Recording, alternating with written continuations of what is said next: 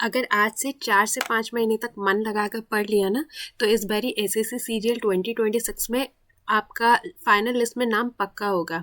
देखो, आप लोगों को पता ही चल गया होगा कि एसएससी सीजीएल ने अपना कैलेंडर आउट कर दिया है। तो देखिए, देख लेते हैं। देखिए, ग्रेजुएट लेवल का जो एग्ज़ाम था वो सीजीएल ने इस बारी कब के लिए उसका डेट का रखा है, मई और जून में।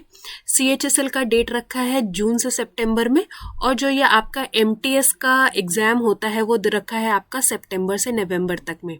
अब देखिए, ये सिर्फ बात मैं अभी सीजीएल की कर रही हूँ।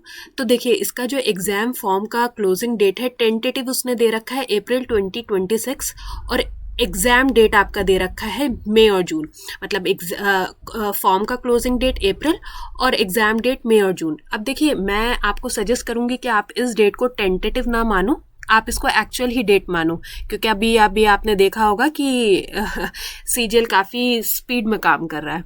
तो देखिए, आपके पास अगर आप मानो तो सिर्फ आपके पास 4 से लेके 5 महीने ही बचे हैं अगर आप आज की डेट से काम अपने ऊपर करना स्टार्ट करते हो। तो देखो, सिर्फ मैंने आप कैसे काम करो अपने ऊपर, उसके लिए एक छोटा सा टाइम मैनेजर आप लोगों के लिए बना दिया है। बाकी आपको अपने ऊपर काम तो खुद ही करना पड़ेगा।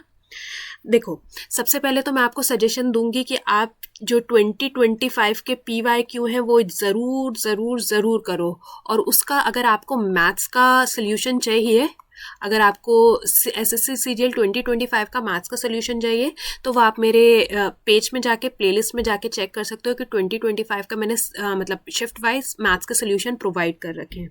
बाकी देखो, आप अपना जो स्टार्ट करते हो जनवरी से लेके फरवरी तक, मतलब फैब मिड तक आप मान के चलो कि आपको अपना सिलेबस क्या करना है, कंप्लीट करना है। क्योंकि अगर आप सिलेबस को जब तक कंप्लीट नहीं करोगे आप कुछ नहीं कर सकते। और देखो, और साथ ही साथ इसके अंदर आप पहले 2025 के जितने एग्ज़ाम हुए हैं सारे शिफ्ट्स को उठा के देखो, क्योंकि अच्छा खासा मतलब काफ़ी सिलेबस जो है वो अपडेट करा गया है।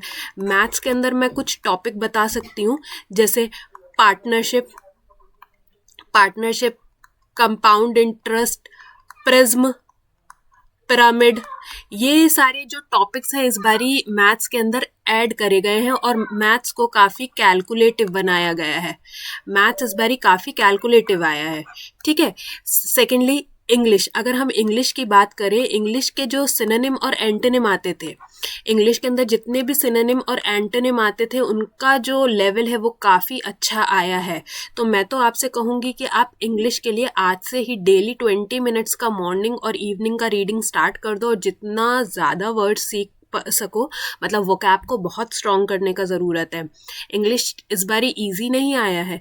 जितने लोग अगर इंग्लिश में, मतलब जो 25 से पहले का सीजीएल रहा है, अगर उसके अंदर 50 अचीव करते रहे आए होंगे, तो इस बारी तो वो सिर्फ मैं मानती हूँ कि 35 to 40 ही वो मैक्स अचीव कर पाए होंगे, क्योंकि इस बारी इंग्लिश का लेवल भी काफ़ी अपडेट हुआ है। और बात रही जीएस की, तो जीएस के अंदर उन्होंने स्टेटमेंट बेस बहुत क्वेश्चन पूछे हैं। मतलब जितना जीएस है वो सब स्टेटमेंट बेस आया है। और रीजनिंग में ऐसा कुछ नहीं आया, बस एक दो टॉपिक, मतलब जैसे एड्रेस का, मतलब कुछ एक दो टॉपिक का ही ज़्यादा एड ऑन हुआ है। तो मतलब रीजनिंग में इतना कुछ डरने की ज़रूरत नहीं है। बट हाँ, ये जब तक आप 2025 के पेपर्स नहीं देखोगे तो आपको एक्चुअल जो जितना अपडेशन आया है सिलेबस में वो नहीं पता चलेगा।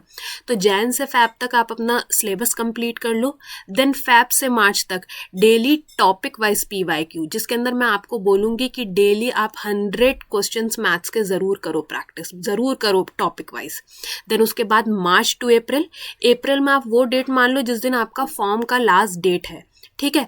तब तक आपको क्या करना है, मिक्स प्रैक्टिस, मतलब मिक्स सेक्शनल, मतलब आप सेक्शनल वो दो पीवाईक्यू, किसके साथ, टाइमर के साथ। आप इस बारी ये तो मानकर चलो कि हो सकता है कि सीजीएल के अंदर सेक्शनल टाइमर देखने को मिले आपको एग्जाम में, क्योंकि सीपीओ में इस बारी मिला है, तो चांसेस हैं कि आपको यहाँ पे भी सेक्शनल टाइमर देखने को मिल सकता है। देन अप्रैल के बाद, मतलब जब आपका फॉर्म फिलिंग का लास्ट डेट हो जाए, उसके बाद से आपको फुल मॉक टेस्ट देने बहुत ज़रूरी हैं। आप फुल मॉक टेस्ट दो, उसके अंदर आपके जितनी गलतियां हो रही हैं उन्हें इम्प्रूव करो। मॉक टेस्ट देने से बिल्कुल मत डरो और उसे बिल्कुल भी यूजलेस मत समझो। जितने मॉक टेस्ट आप दोगे उतना ही आपको एग्ज़ाम रूम के अंदर जाके ईजी फील होगा। तो बस एक लास्ट एक छोटा सा कोट मेरी साइड से कि सिलेक्शन उनका ही होता है जो डेली थोड़ा थोड़ा इम्प्रूव करते हैं। So all the best for your exam. अच्छे से मन लगा के पढ़ो और जितना आपके पास टाइम बचा है उसे अच्छे से यूटिलाइज करो। Thank you so much.